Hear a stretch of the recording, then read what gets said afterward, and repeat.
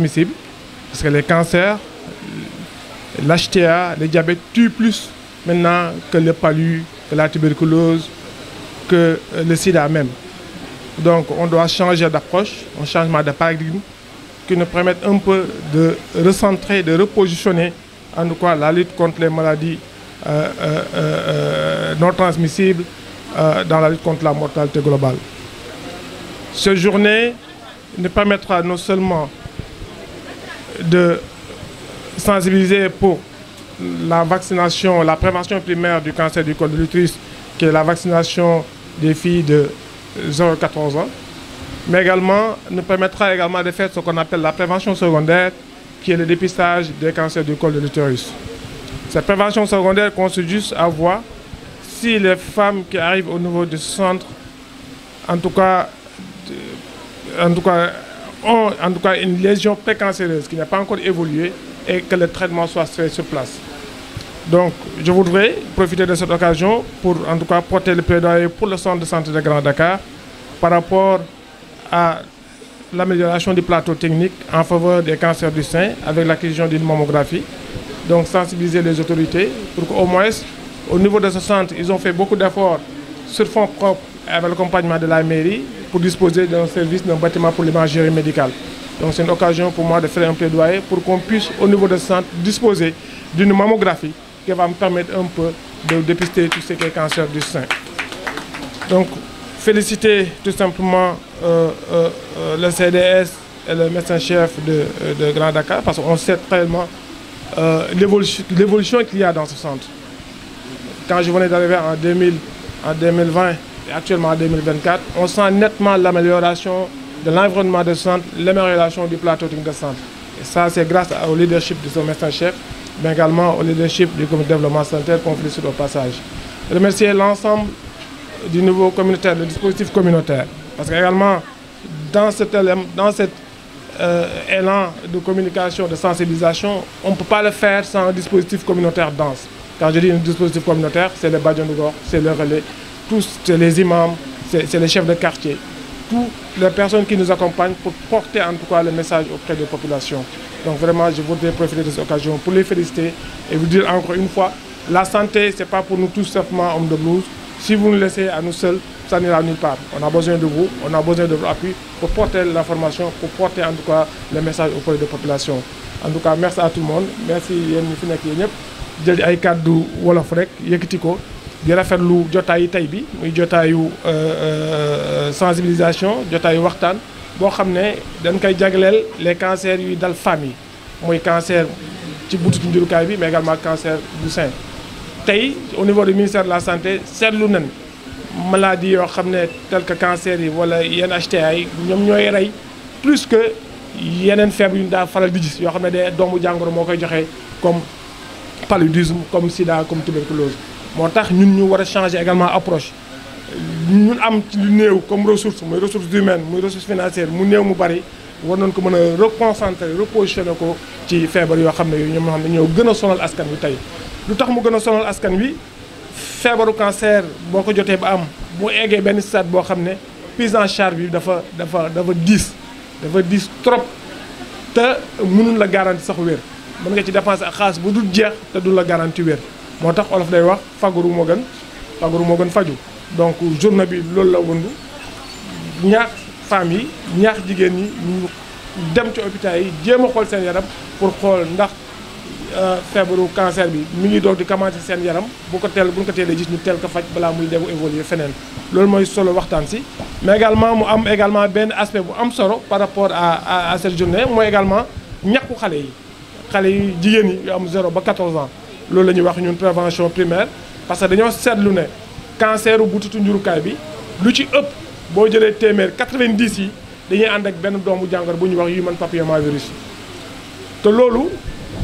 bu ñu jëlee xale de 9 ba 14 ans yi ñàkk leen ba dootu am jàngoro boobu boo jël dinañ aar 90% des risques de cancer donc loolu dafa am solo bu ñu ko sàgganee xëy na mag ñi njagamaar yi weesu nan mais suñu doom yi suñu sët yi suñu jarbaat yu am 9 ba 14 ans mën nañ leen a aar ëllëg ci feebaru cancer du col de l'utérus en faisant ce qu'on appelle la vaccination. Donc di remercier ñëpp di féliciter encore une fois CDS bi de remercier le médecin-chef de district par rapport ak activité bi ñu organisé mais également par rapport à le leadership parce que seetlu nañ également ba fi taxawee ba tey centre de santé bi ku ko xamoon ak ku ko xam li xam na am na ay pas yu baax yu mu teg ci cadre environnement bi centre bi mais également ci plateau technique bi donc ñu ngi jéem ñu ngi leen féliciter par rapport à ça di féliciter également les dispositifs communautaires de Grand Dakar qui sont très denses di liggéey bu am solo ci communauté bi parce que dama koy yàgg di wax bu ngeen ñu bàyyee ñun bolom bu yi santé bi du dem fenn du ñun kese ñoo ko moom donc askan wi ñoom ñoo ko moom te les bàjjanu gox les relais les imams les chefs de quartier ñu ci jàppale bu baax donc occasion la pour man également remercier leen de remercier encore une fois le sous-préfet de Grand Dakar ça également je venais vraiment à le dire pour sa disponibilité à chaque fois ak lu ñu mënti organiser heure buñ ko woowee ñoom dinañ teew sargal ñu jëmmalal ñu bis bi donc monsieur le préfet en tout cas soyez en tout cas remerciés par rapport à votre disponibilité donc maa ngi gërëm ñëpp di gàttal ko foofu xam naa kii na wax ji xaw naa bëri mais journée bi moo ko waral asalaamaaleykum wa rahmatullah. La présidente de la Badianou Gox qui est également au conseil, le président honoraire de la CDS, les délégués de quartier qu'on a retrouvés ici, notamment le président du délégué de quartier de Grand Dakar et le délégué de quartier de Grand Dakar. di leen dalal jàmm di wax ni kontaan lan am si ñëw teewee si jataay bi di journée de clôture du mois d'octobre rose liñ si wax rek te mu am solo mooy continuer sensibilisation bi surtout par rapport au dépistage pour que ñi la xamee ni yàlla nar na dogal ni teel nara am jàngoro bi ni teel ko mën a saytu mën si def taxawaay bi war parce que selon les médecins buñ ko teelee gis rek wér gi dina gën a mën a yomb mais dañuy aussi def plaidoirie à l'endroit de l'État que nous représentons ici pour le coût de la mammographie et de la chimiothérapie parce que je pense que aussi c'est les deux facteurs qui constituent vraiment des coûts et des charges pour les patients bu ñu xoolee ñi am jàngoro yëpp boo xoolee seen jafe-jafe wàllu ngafaga bi la parce que day nekk jàngoro yoo xamee ni li muy laaj ci dépense dafa bëri science chimio yoo xamee presque plus de 100 000 francs la war a joxe loolu ku ne xam na ni diis na ci askan wi donc dañuy defaat plaidoirie même si l'État quand même a fait un effort ba faciliter yenn baisse de charge yi ci wàllu garab yi les médicaments mais il faut continuer davantage et nous félicitons en tout cas le secrétaire du CDS ici présent et l'ensemble du personnel médical du centre de santé de Grand Dakar pour avoir bien voulu participer également à ce mois de célébration d'Octobre Rose qui permet également, c'est un mois de sensibilisation, c'est un mois également où la LISCA fait beaucoup d'efforts dans le cadre également de la collecte des fonds pour venir en aide aux plus démunis. Donc vraiment di leen di jaajëfal bu baax a baax di si am taxawaay bu rafet di wax ni aussi ñi am jàngoro bi nañ leen gën a accompagner au plan mental ak famille parce que li ñu gis aussi parce que man gis naa ko amoon jàngoro bi li koy gën a may wér bokk na si la famille waaw la famille aussi dañu war a bàyyi xel ni dafa am rôle bu muy jouer par rapport au patient bu nit feebaree buñ ko daw nañ ko gën a jege gën ko taxaw aussi buñ ko def ni moom ku feebar rek ni jàppee ni dafa war a dem wuy ji yàlla non non man gis naa ko am cancer bi plus de 13 ans la dund ak cancer te cancer ku ne xam ne boo ko amee daanaka si li médecin yi di estimer 10 ans de vie la yàlla dogal na moom dund na si 13 ans ba am si diggante bi tax beneen bant donc loo gis rek day laaj njaboot ni continuer encourager la gunge la vraiment loolu lañ amoon di témoigner ko si devant askan bi pour wax leen ni jàngoro jombul kenn mais ku ko am rek nañ ko taxaw gunge ko waaw vraiment loolu lañ amoon si ay kàddu xanaa xaw ko tënk tuuti si nasaraan pour wàllu communication bi monsieur le médecin-chef district du centre de district centre district sanitaire centre monsieur le médecin-chef du centre de santé de Grand Dakar madame la présidente des Badianou Gox honorable au conseiller monsieur le président honoraire du CDS monsieur le président du délégué de quartier de la commune de Grand Dakar le personnel médical ici présent et l'ensemble des patients y compris également le détachement de la police qui nous accompagne ce matin et les ASP. Je suis venu en tant qu'adjoint au sous-préfet de l'arrondissement de Grand Dakar pour participer à ces journées de sensibilisation du mois d'Octobre Rose au niveau du centre de santé de Grand Dakar. particulièrement au niveau de la commune de Grand Dakar. Une action que nous saluons et que également nous demandons qu'il soit davantage vulgarisé. Il ne faudra pas seulement que la sensibilisation s'arrête au mois d'octobre rose, il faudra sensibiliser tous les 365 jours de l'année. C'est une maladie qui constitue une charge et un coût pour les patients. Parce qu'on connaît la mammographie et la chimiothérapie constituent des éléments qui participent en tout cas à la guérison du patient. Mais également, ces étapes sont des étapes souvent très coûteuses où le patient est obligé de débourser plus de 100 000 francs pour pouvoir avoir accès à ces soins. Et parfois même, le plateau médical n'est pas assez élargi. On n'a que quelques hôpitaux ou bien quelques en tout cas, districts qui arrivent à satisfaire ces besoins.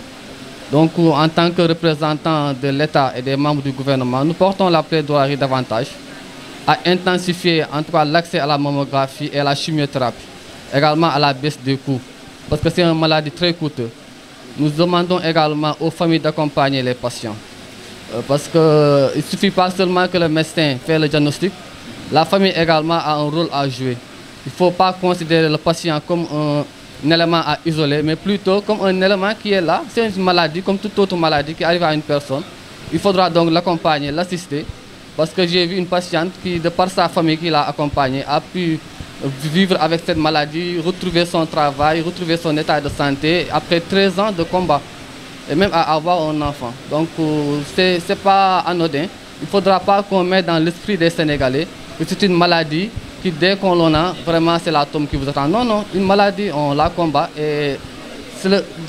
pour témoigner même davantage sur cette patiente, elle a eu à faire tous ses soins au niveau du Sénégal. Donc c'est à saluer encore le plateau médical sénégalais qui est vraiment au top. Parce que moi, ce que je parle là, c'est une patiente qui a eu cette maladie du temps du président Abdoulaye Wade. Donc voilà, le plateau médical a toujours été amélioré. Et je pense que donc, après 20 ans, on doit pouvoir donc être davantage au niveau de pouvoir baisser le taux en tout cas des femmes qui sont atteintes de cette maladie. Vraiment, je remercie et je félicite davantage le comité de développement sanitaire du centre de santé de Grand Dakar et le médecin-chef ici présent pour avoir organisé cette journée de dépistage et de sensibilisation sur le cancer du sein et sur le cancer du col de l'utérus. Merci beaucoup. Boubacar Diallo, coordinateur Pastef Grand Dakar, élu local à Grand Dakar. Monsieur Boubacar Diallo, aujourd'hui on est ici à l'hôpital de Grand Dakar. Qu'est-ce qui signifie votre présence ici? Oui, bonjour. Déjà pour répondre à votre question, c'est dire que je suis un fils de la commune de Grand Dakar, donc un acteur communautaire. Et sur quoi je suis aussi un élu local ici à Grand Dakar. Ce qui fait que si une activité communautaire est célébrée ici dans la commune de Grand Dakar, il est normal que je me déplace et que je marque de ma présence cette journée-là. Et cette journée est une journée que vous savez particulière parce qu'on parle du dépistage du cancer du col de l'utérus. En général, le mois d'octobre, c'est le mois dédié au dépistage du cancer. Et naturellement, nous, en tant qu'élus locaux, en tant que fils de la commune, il est souhaitable qu'on soit présent à ces activités de sensibilisation parce que nous ne sommes pas sans savoir que le cancer est une maladie coûteuse et très onéreuse et il est souhaitable de prévenir cette maladie en essayant de la dépister au plus tôt et de trouver des solutions par rapport à cette maladie. Donc on salue l'initiative qui a été portée effectivement par les Badianougok et le CDS de Grand Dakar pour cette journée et nous souhaitons aussi que ça soit pérennisé et dans le calendrier effectivement dans l'agenda du centre de santé de Grand Dakar. Sur le plan accompagnement, est-ce que la mairie, en tant que vraiment tutelle, se déploie pour accompagner le centre de santé? Oui, je ne saurais parler au nom de la mairie. Malgré que je sois un élu local, je suis effectivement un conseiller qui a été élu par les populations de Grand Dakar, mais je ne suis pas le maire de Grand Dakar en personne et je n'ai pas aussi habilitation pour parler à son nom. d'autant plus que ça n'a pas été débattu en conseil municipal. Et effectivement, on ne m'a pas donné onction de venir aussi ici de parler au nom de la mairie. Donc je marque ma présence en tant que fils de la commune de Grand Dakar, en tant qu'acteur politique et élu local. Mais je ne saurais effectivement parler au nom de la commune de Grand Dakar. Waaw, salaamaaleykum, man maa ngi tudd Boubacar Diallo di acteur politique di coordonnateur Pastef Grand Dakar di élu local fii ci biir gox bi ñu tuddee nii Grand Dakar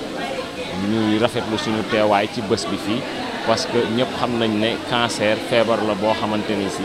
bu méttee métti la déjà économiquement daanaka dafay bënn poos dafay ruiner nit ki et dafay jaatu nag moom maladie bi balaa ñu ciy egg acte yu mel nii mooy jéem ko teel a prévenir pour jéem a dépister pour au moins jéem ko anticiper nga xam ne balaa ñuy egg ci loolu nag buy amee fii ci biir de centre de santé bu Grand Dakar dafay jaadu ñun en tant que doomu gox bi en tant que élu local ñu sol suñu dàll ñëw teewee bés bi. ñu ngi lay sant di la gërëm Diallo. man maa leen di sant di leen gërëm jërë ngeen jëf. salaamaaleykum wa rahmatullahi taala wa barakatu mbokki Grand Dakar mbokki Sénégal mbokki diaspora ñu ngi leen di nuyu di leen ziare di leen wax ne tey ñu ngi fii ci centre de santé Grand Dakar di célébrer octobre rose waaye nag bisu tey bi tombeek 31 octobre ñu ci tëj journée octobre rose. octobre rose li koy indi nag mooy sunu yaay yi sunuy sœur yi sunuy jabar yi sunuy rak ak sunuy mag ñu xam ni dafa am benn jàngoro bu feeñ ci ñoom parfois jàngoro bi dina jàpp bët parfois dina jàpp gorge parfois dina jàpp ween te ñu xam ni moyens yi dafa metti lool état bi day dem ba du mën ñi koy am sax ci biir kër yi dañuy dem ba am stigmatisation loolu la ñu comprendre ci état bi chaque année au moins mu jël benn weer yëpp mu def ko dépistage gratuit ndax xam na coût bi ni mu méttee dépistage gratuit boobu nag mu am benn ligue bu tudd ligue muy LISCA di ligue sénégalaise contre le cancer di ci liggéey yàlla nag def chaque année département Dakar dafa am ñu jox ñu organiser ko comme chaque année nag ci yàlla ci kattanam ak mbaaxam depuis juróomi at bu ñu defee calendrier bi dañuy wax ne Grand Dakar yéen da ngeen mujjee loolu nag ci mbaaxu yàlla la parce que nit ñi buñ la jiitoo di 1er octobre ba 31 octobre dans les normes yow boo amee 100 jigéen sax chance la waaye xëy na jigéen ñi ñoo baax muy waa Grand Dakar jigéen ñi yeneen quartier yi ak peut-être liggéey bi ci bàjjen gox yi liggéey yéen presse bi liggéey bi ngeen ci liggéey moo tax ngeen gis tey population bi tey bisu tëj bi ñuy jóge ci quartier yu lointain ak quartier yu jóge ñëw fii ci hôpital bi léegi dañ ci profité def ci li ñuy tuddee levée des couleurs parce que cérémonie bi lu mu fort ay citoyen lañu ndax dana baax ba mu yàgg ñuy jël ci au niveau du drapeau national muy ñoo bokk ndey ñoo bokk baay ñoo bokk benn devise muy on nous tue mais on ne nous déshonore pas et le Sénégal on le dit un peuple un but une foi léegi nag looloo indi tey ñu daje vraiment di remercier monsieur le préfet ndax léegi la fi jóge teewal état bi si bi ñu lever des couleurs di remercier aussi monsieur le préfet Wele son commandant ñëwoon na ak son lieutenant waaye di remercier monsieur Seydina Oumar Touré mi nga xam ne mooy directeur général ASP son adjoint di la CUD muy le chef d'unité départementale bu monsieur Biaye mi ngi fi woon ak son chef de pôle muy Anna Sophie Dior di remercier le médecin chef du centre de santé Grand Dakar muy docteur Ndiaye parce que mooy chef d'équipe bi tout le plateau technique à travers maîtresse sage-femme bi nga xam ne tey mooy maîtresse d'œuvre ak toute son équipe nga xam ne c'est les sages-femmes les aides infirmières les filles de salle ba si ñi nga xam ne ñooy bàjjanu gox yi def fi caravane bu rëy si ñetti fan ngir sensibiliser population yi ba si waa médecine tey ñi ngi def HPV xale yi nga xam ne de 9 à 14 ans kon nag lu ñu sant yàlla mooy délégué de quartier aussi ñëwoon nañ fii mooy ñun communauté war nañ def de telle sorte que di jàppale suñu population te bisu tey bi ñun CDS bi yemuluñ ci rek ci IST mais yokk nañ ci planification familiale yokk nañ ci IST yokk nañ ci aussi dépistage du col de l'utérus avec traitement thermoablation ndax matériel baa ngi fi kon nag ce qui veut dire que mbir bi dafa àla daaw bi kon nag ñun bu ñu santee yàlla ci loolu aussi yàlla suturaal ñu ci kàttanam ak mbaaxam boobu ba tey bloc bi ñu doon wax yàlla ci mbaaxam nag matériel bi jóge na Europe mu ngi fii ci hôpital bi te incha allah bu yàlla mayee fekki fan y aura un détachement du ministère de la santé yu war a ñëw xool matériel yi certifié ko ba nga xam ne Grand Dakar suñu jigéen ñi surtout suñ daan bëgg di accoucher dañuy dem ba ay Gaspard Camara ndax matériel am foon yàlla nag ci mbaaxam indil nañu ko au bénéfice des populations au bénéfice de l'humanité donc loolu la ñu amoon pour remercier kii ma dendal nga xam ne nag mooy sama président honoraire CDS di tonton Habib Soumaré toujours à nos côtés yal na ko yàlla jàmmal defal ko xéewal ndax ñun ndaw lañu quand on est espionné on est légiféré on est conseillé c'est parce que da ngay nekk ci droit chemin ki teg ci wetam di Adama fekk di nekk l'un de nos meilleurs bailleurs nekk directeur établissement Serigne Saliou lépp luñ ci def wax dëgg yàlla lu si fekkee fukk la moom presque juróom-ñeenti moo ko def il le fait même bu amul moyen bi mais il le fait avec foi et détermination kii dafa jar a xam waa Grand Dakar ngeen xam Adama Diouf bi ndax ñun wéetuñu lu bari lañu def ne Lamine la docteur la waaye moom mooy jaar ci suuf ñaari tur lañ ko tuddee l'efficacité et l'effacement ñi ngi gërëm aussi suñu partenaires xam ne comme waa Christina médical nga xam ne spéculum ñooñu ko jàppalee même ndeysaan le maire Alioune Sy dafa ñëw mu ne Lamine ah lu mu metti bàyyi ma dugal sama loxo sax nga dimbale nit ñi si añ yi xam nga loolu dafa am solo yow mi baaba si wàllu presse bi ak si wàllu leneen dugal nga sa dool dugal sa alal te loolu dafa am solo kon yow tamit dañ lay gërëm la sant parce que su la neexoon doomu Grand Dakar nga autorité nga kilifa nga waaye bi nga ñëw sama bureau da nga ne mbir mi sama mbir la dinañ ci dugal sama doole lépp loo waroon def ci côté boobu bàyyi ma ko ma def ko kon yow tamit fii à ici et maintenant maa ngi lay réitérer sama gratitude sama reconnaissance di nuyu Abdou Aziz ñi ngi mi nga xam ni ñëpp xam nañ li mu mel ci mouvement associatif ni mu mel ci Grand Dakar fii la jullee fajar waaye xat-xat moo taxoon mu am fu mu demoon dellusi waaye il est tenu à venir ñu gërëm ko sant di nuyu Balla Ndiaye mi nga xam ne aussi c'est un des membres du personnel nekk ku baax nekk service accueil te ñëpp gisoon nañu la dernière session des rentrées des cours ci tribunaux ñi ngi defoon thème bi l'accueil dans les centres de santé te gannaaw yàlla jëmm ji moo tax ñu tudd woon Grand Dakar par Macky Sall bi muy tudd Grand Dakar jëmm ji moo taxoon moom liggéey bu rëy la si def kon nag ñu ko ci gërëm di gërëm le personnel major médecin chef maîtresse sage-femme waaye di gërëm population yi moo dëgg yàlla sunu yaay yi sunu maam yi depuis su suba ba tey ñu ngi fi ñu ngi ñaan yàlla bu leen fi dara dal lépp ku si dépisté yàlla sunu borom subhanahu wa taala defal la ndam si liggéey dépisté ba buñ fi gis benn cas di jaaxe nabi sallallahu alayhi wa sallam ñu ngi nuyu ñëpp di gërëm ñëpp di bàllu ñëpp àq di nuyu nag CDS bi nga xam ne ñooy sama ginnaaw nga xam ne sama mag Ëmma Fall sama jigéen Mboose moo nekk ci dépassement fële ak Sali ak le délégué de quartier Moudi Fall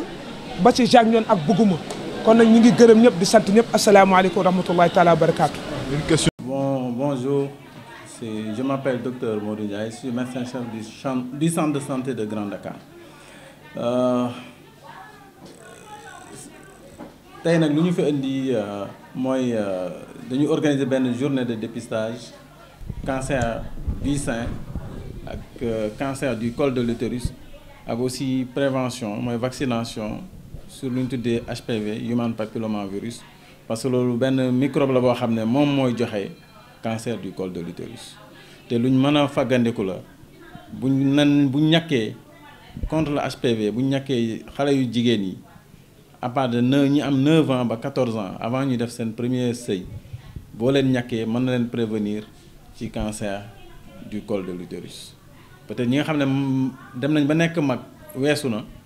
mais xale yu ndaw yi nga xam ne sëyaguñ ñooñu boo leen ñàkkee entre 9 à 14 ans contre cancer du col de l'utérus contre le HPV mën nañ mucc ci cancer du col de l'utérus voilà. bi ci des mooy cancer du sein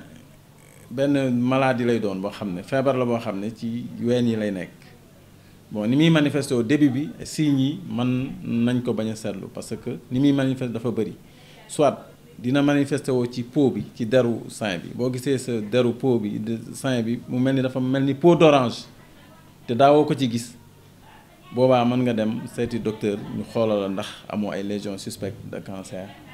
du sein soo gisee itam jékki-jékki gis benn boule benn donj boo xam ne daawoo ko seetlu ci sa ween loolu itam signe la boo xam ne war na la motiver nga dem gis médecin ñu dépister le cancer du sein boo xëyee itam gis sa ween maanaam cus bi fi ñuy nàmpee di xel di benn ndox wala lu mel ni deret loo xam ne mosoo ko gis wala muy metti bu tar loolu tam ay signes suspects la yoo xam ne war nga dem seeti docteur mu dépister le cancer du sein ndaxte dépistage bi intérêt bi mu am mooy da lay tax ñu gis cancer boo xamante ni bii vraiment bu débutante la boo xam ne toogagul mais boo xam ne boo ko bàyyee fii quelques années dina joxe cancer boo xam ne day évoluer nga teel ko gis teel ko faj loolu mooy intérêt dépistage bi voilà. Parce que cancer bu xasee installé wu faj bi cher na yàgg na te jafe na aussi te des fois faj bi mën na tax sax mën nga faju mais am na ñu ciy wér mais ñeneen ñi duñu wér. Pour éviter loolu nag mooy boo ko teelee gis teel ko faj cancer bi day wér carrément voilà. Donc loolu mooy importance dépistage cancer du sang. Donc jigéen ñi dañ leen di ñaax ñuy def lu ñu tudd autopalpation mammaire di seetlu aussi seen ween yi di comparer ñaari ween yi ndax tolloo nañ ndax ñaari benn bi gën a rëy beneen bi ndax gisoo fii benn donj gisoo ko feneen ndax peau bi nuroo na ak peau beneen wen bi. loolu boo koy seetlu di nga teel a gis lésion boo xamante ni bii même boo nekkul médecin di nga ne lii daal normalul baal ma dem xooli médecin ñu dépistel ma cancer du sang voilà. Donc loolu la cancer du col de l'utérus tamit dañ koy dépister dépistage bi tam dañ sage-femme yi dañ koy def gynécologue yi dañ koy def am na coloration yi ñuy utiliser ci col de l'utérus bi bu fekkente ne dafa am lésion suspecte lu ñu tuddee lésion précancéreuse suñ defee test yooyu noonu dañ koy gis. te bu ñu gisee lésion précancéreuse mën nañ ko faj sur le champ ñun am nañ fi benn machine bu ñu tuddee machine thermoablation c'est-à-dire day faj cancer bi par de l'énergie par de la chaleur lañ koy fajee machine bi noonu lay fonctionner quoi thermoablateur lañ ko tuddee waaw day traiter cancer lésion précancéreuse cancer du col de l'utérus. Donc journée bii tey di nga fi gis jigéen ñoo xam ne gis nañ seen lésion précancéreuse ñu traiter leen ñu ñibbi. dem seen kër mu wér duñ développer un cancer te amaana bu ñëwutoon lésion boobu day évoluer vers un cancer voilà. Maintenant nag bu lésion buñ xoolee nag dafa gis ne lésion bi dafa avancé trop mënatuñ ko kii dañu ragal ne cancer la boobaa dañ lay yóbbu ci yeneen structure parce que cancer tam dañuy lésion précancéreuse yi la ñuy diagnostiquer mais cancer dëgg pour ñu diagnostiquer il faut ñu yóbbu la ci yeneen structure yu gën a élevé soit nga def colposcopie wala nga def biopsie que ça soit pour cancer du col ak cancer du sang biopsie ñu yóbbu ko laboratoire anatomie pathologie loolu mooy confirmer ne lii cancer dëgg la mais lésion cancéreuse yi moom sur des lésions suspectes pour cancer du col mën nañ ko gis mën nañ ko traiter mu wér nga dem sa yoon voilà. Donc intérêt bi mooy bu leen toog seen kër ñëw leen ngeen xool seen bopp bu ñu gisee une lésion précancéreuse du col de l'utérus ñu traiter leen ko ngeen dem ñibbi sur le champ doo développer un cancer waaw. Mais malheureusement nag bu ñu gisee koo xam ne vraiment lésion bi weesu na fi ñu ko waroon traiter loolu moom dañ koy référer ci yeneen hôpitaux yu mag yi mu y a un suivi mu def yeneen exploration soit colposcopie soit biopsie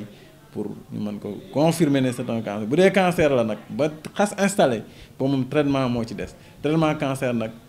metti na cher na te jafe na bon en résumé 3 techniques la chirurgie opérée chimiothérapie ak lu ñu tuddee radiothérapie mooy 3 méthodes yi ñuy fajee cancer.